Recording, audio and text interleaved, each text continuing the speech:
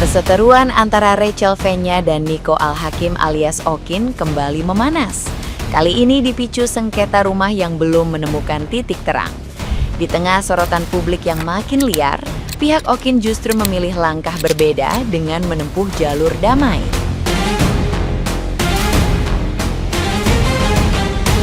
Melalui kuasa hukumnya, ia menegaskan bahwa persoalan aset dan nafkah seharusnya tidak diumbar ke publik karena berisiko memperkeruh situasi.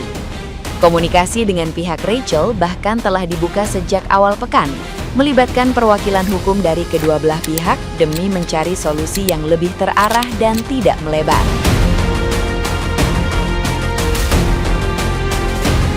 Langkah ini juga diklaim sebagai upaya menjaga kondisi psikologis anak-anak mereka agar tidak ikut terdampak konflik berkepanjangan. Pihak Okin menilai perdebatan di media sosial hanya akan memperpanjang polemik tanpa menyentuh akar masalah.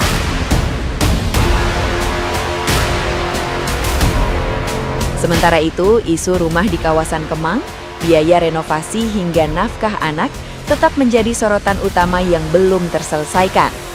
Dengan jalur damai ini, Okin berharap konflik bisa mereda tanpa drama lanjutan.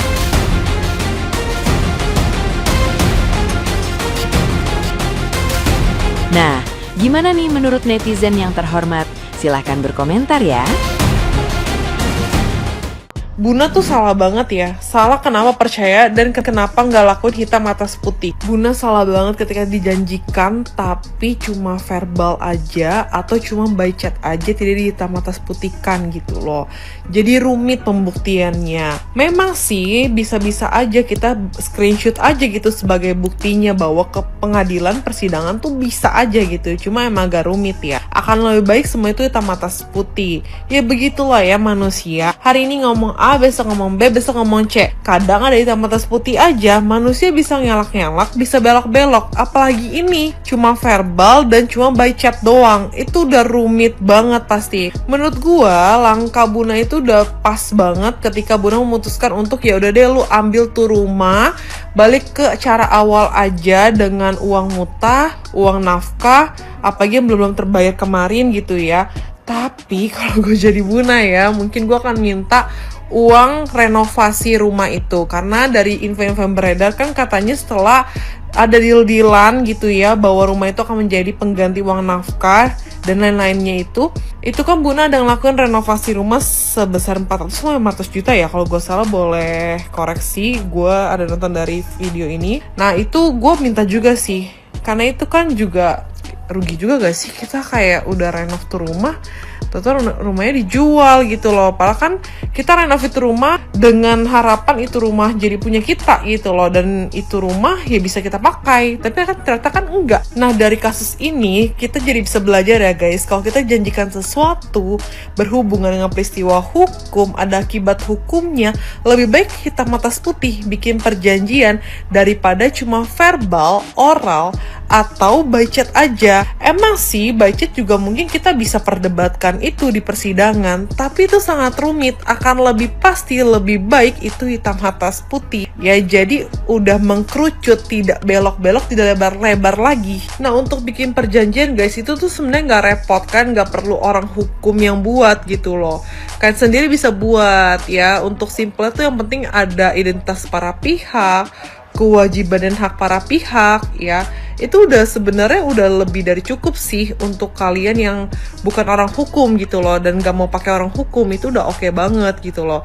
Kalau mau lebih baik lagi, lebih ringkas lagi, lebih lengkap lagi, itu pakai orang hukum biasanya kalau kalian gak ngerti gitu. Yang penting kalau mau buat perjanjian tuh harus ada 4 syarat ini ya guys ya. Yang pertama sepakat, yang kedua cakap, yang ketiga suatu hal tertentu, yang keempat sebab yang halal. Maksud sepakat di sini artinya para pihak itu sepakat tanpa adanya paksaan ya guys. Cakap artinya para pihak ini sudah cakap atau sudah legal di mata hukum, ya berumur 17 tahun, tidak dibawa pengampuan, dan mampu bertanggung jawab, artinya tidak sakit jiwa, tidak sakit mental ya guys ya. Suatu hal tertentu, artinya inti dari perjanjian itu apa gitu. Apakah ini perjanjian sewa menyewa, hutang pihutang ya, atau jual beli? Jadi kan harus jelas di sini ya maksud dan inti dan isi dari perjanjian ini ya. Yang keempat, sebab yang halal, artinya segala yang kalian masukkan dalam perjanjian dan yang kalian sepakatan ini tidak bertentangan dengan undang-undang. Jadi kalian tahu ya sekarang ya, untuk buat perjanjian itu nggak perlu repot-repot, tidak perlu perfect, yang penting memenuhi 4 syarat ini. Iya, mari kita update guys ya, update juara banget. Kita update nih berita tentang case huru-hara rumah tangganya Buna sama mantan suaminya. Jailah, update kita. Setelah kemarin Buna foto sama lawyer Gigi kita, ya Allah juara banget, masih ganteng. Pihak yang bersangkutan mantan suaminya nggak mau kalah guys, dia juga ngegandeng lawyer. Ih, masya Allah ada di dia ya. Duh, mantap. Ya kemana lah kasus ini bakal bermuara ya guys, tapi ya kita ya sekarang akhirnya sudah tahu karena dari pihak lawyernya Buna udah kasih statement juga, jadi kita bisa tahu point of view dari kedua belah pihak nih. Ya walaupun ya sekarang aku lebih mengerti dan kronologisnya lebih runut juga setelah disampaikan oleh lawyernya Buna gitu loh. Ya mohon maaf ya, baca 14 slide ya kan di minggu pagi, di minggu subuh malah tuh ya gue baca gitu kan, udah gue runutin, gue baca 14 slide masih aja ada yang gue kelewati. Salah satu contohnya nih, gue kelewat waktu pas dia bilang, katanya dia bingung kenapa Buna alias dia bilang yang YBS yang bersangkutan memframing kalau masalahnya itu ya dia mempermasalahkan rumah itu jual, padahal dia udah mencapai kesepakatan bersama gitu. Padahal masalahnya kan bukan itu doang ya. Ya Allah, gue bingung banget logika dia tuh nyampe bodoh amat capek gue pagi-pagi ngatain orang mulu. Nah tapi yang bikin gue adalah setelah gue tahu kronologis dari sisinya Buna gitu, dari awal mereka bercerai, kesepakatannya apa gitu ya. Nah mari kita runutkan guys. Nah correct me if I'm wrong, mereka tuh bercerai di tahun 2021 dengan kesepakatannya itu nafkah anak ya untuk 2 anak yaitu 50 juta per bulan ya. Nafkah anak untuk 2 anak ya. Disclaimer ya, jangan out of topic tiba-tiba kalian ngebandingin, ya Allah nafkah anak 50 juta per bulan, ya ampun gua 2 juta aja cukup ya. Ekonomi orang beda-beda, kagak usah bandingin hidup lu sama hidup orang lain gitu, jangan out of topic ya. Kalau lu ada di posisinya Rachel V-nya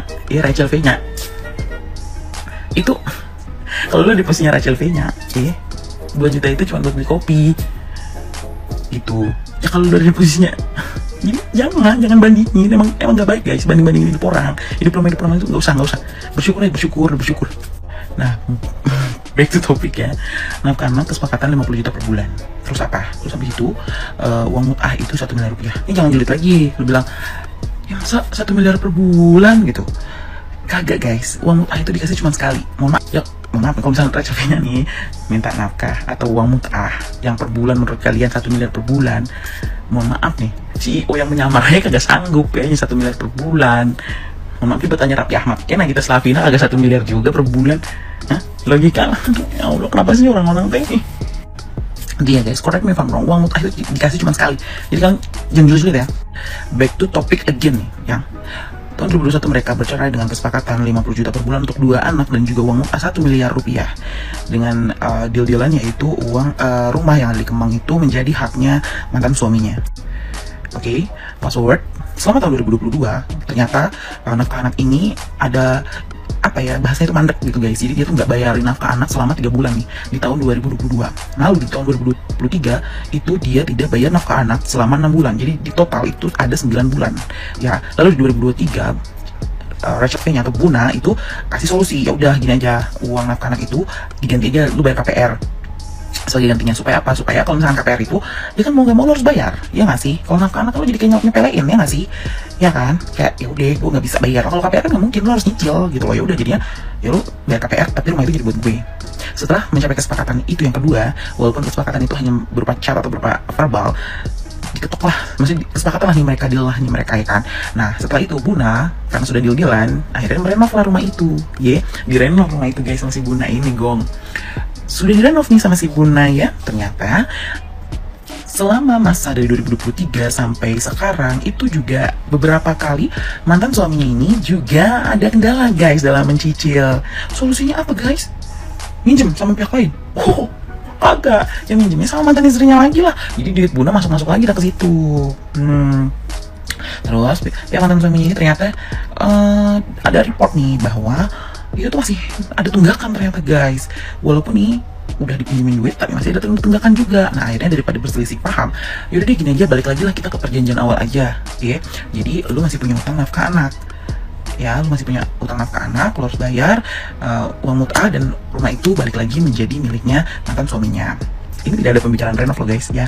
Mungkin kalau misalkan si mantan suami ini ya tidak berulah seperti sekarang, bisa jadi mungkin biaya renovnya akan diikhlaskan, kita juga nggak pernah tahu, ya kan. Cuman berhubung ini bermasalah nih, kalau gue juga kagak ikhlas sih, mohon maaf, kalau gue sih gue bakal tagih biaya renovasinya, gila aja lu. Ya, cuman ya maksudnya gini loh guys, kalau gue sih pada intinya adalah, jadi selama 2022, 2023 setelah mereka bercerai, si suami ini tidak memenuhi kewajiban dia sebagai seorang ayah dengan baik.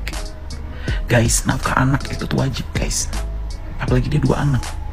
Ya, biaya sekolah berapa, makan mereka berapa, ekskul mereka berapa, les mereka berapa, tanya aja tuh di BXChange deket. Apa perlu gue tanya ini, berhubung rumah gue juga deket nih di BXChange, besok gue tanyain kalau misalkan les skating itu berapa, biar lu pada tahu, ya. Mohon maaf, biaya hidupnya anak seorang Rachel V-nya, ya. Mohon maaf ini mah.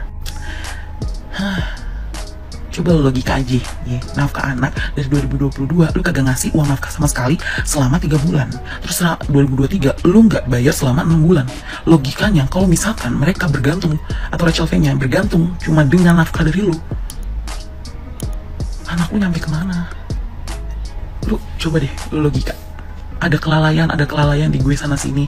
Gue mengakui ada kelalaian di ini gue sana sini. Lu berdosa sama anak lu. Gue gak akan ngebahas soal mantan istri lu deh. Gue gak bakalan bahas soal Rachel V-nya. Rachel V-nya tuh udah dewasa, dia bisa berdiri di kakinya sendiri. Tapi anak lu